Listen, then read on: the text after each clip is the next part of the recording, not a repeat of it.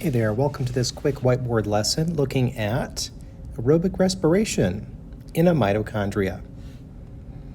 We're going to draw through and kind of see what these different parts of the mitochondria are and how it interacts with the different reactants and products in the aerobic respiration equation.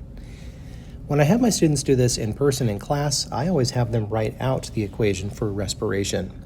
The two reactants for this are glucose, which is C6H12O6,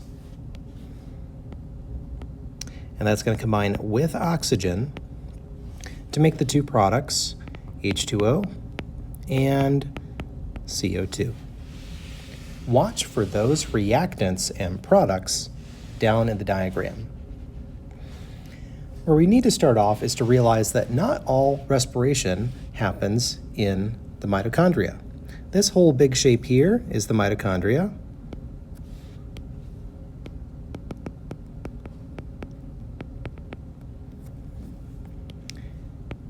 And respiration is going to start out here.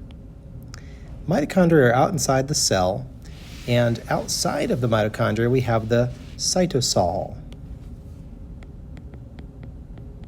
So all that space around the mitochondria, everywhere out here, that's all cytosol. This is going to be the location of this first step in respiration. This first step is going to be glycolysis.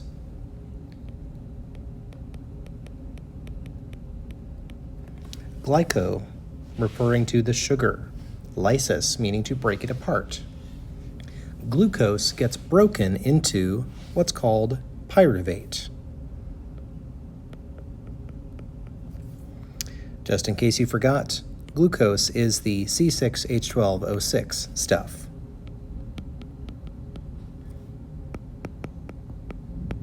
I'll go ahead and label my other items here.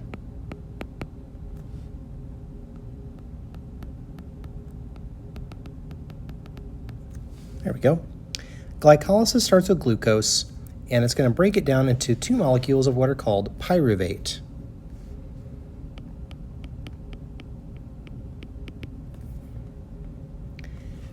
Now this first step creates just a little bit of energy in the form of ATP. This is the molecule that's easy for cells to use for any process that requires a little bit of energy. Glycolysis will take a glucose molecule and produce 2 ATP. Now when it does that, it produces a little bit of pyruvate, and the pyruvate is going to go into our mitochondria and become acetyl-CoA.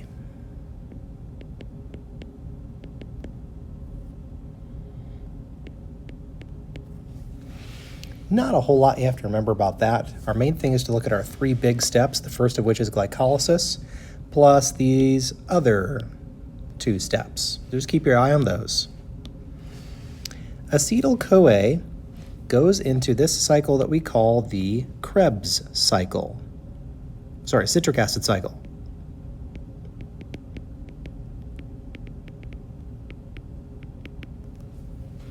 In the citric acid cycle, we use acetyl-CoA combined with some other materials to make a little bit more ATP. Just another 2 of them. As I describe it to many of my other students, it's like glycolysis takes a bite out of an apple and then kind of throws the apple away. Citric acid cycle takes that apple and kind of takes another bite out of it. But imagine that you only took 1 or 2 bites out of something. That's a lot left over.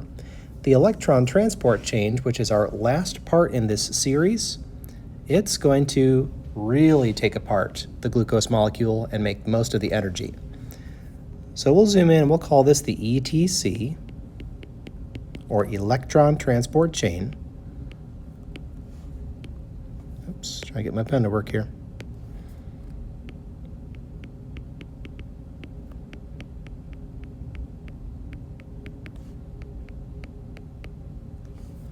The electron transport chain is going to be our last step in this whole process, where our glucose molecule finally turns into a significant amount of energy. Different texts are going to differ on this, but we're going to say 30 or more ATP get made from this last step, which is really the majority of all this energy production. So if you look at this kind of in 3 steps, glycolysis, which is outside the mitochondria, makes a couple ATP, and then inside the mitochondria, 2 more steps happen, citric acid cycle and ETC, which make 2 and then 30 or more ATP, respectively. Those are the main points to get. If you have to take a test or a quiz or an EOC later on about this process of aerobic respiration, that's pretty much the gist of it. A couple other parts to know are some different parts here of the mitochondria and some of the other molecules that are involved in this process. For instance, glycolysis actually made a couple of other things. It made these other high energy molecules called NADH and FADH2. Those are electron transporting molecules that actually help to fuel the eventual electron transport chain. You may notice as you look at this whole structure that it's got lots of little indentations. These little indentations increase the interior surface area of the mitochondria, helping it to do this reaction much more quickly. We call those the cristae, C-R-I-S-T-A-E.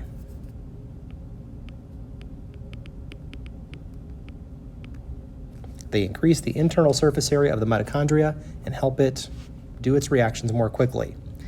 Because the shape of these can change and vary so much, that's why this number for ATP can kind of vary from one mitochondria to the next. Theoretically, it could be as high as 38 on the low end, as low as 30. So somewhere in between there, maybe 34 if you look it up on the internet, is the general amount of ATP. So we just say 30 plus. A couple other things to note, and these are actually probably ones you do want to know. What's going into and what's going out of this mitochondria?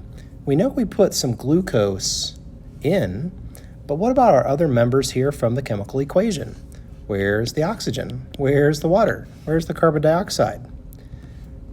Well, that first step after glycolysis, where the citric acid cycle happens, that thing kicks out a little bit of carbon dioxide.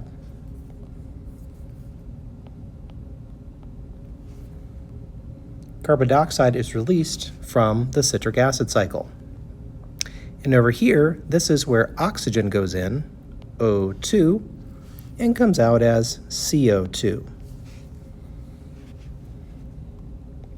Your main things to remember for this concept is what goes into the mitochondria and what comes out. And what are the 3 major steps and how much ATP do they make? That's it.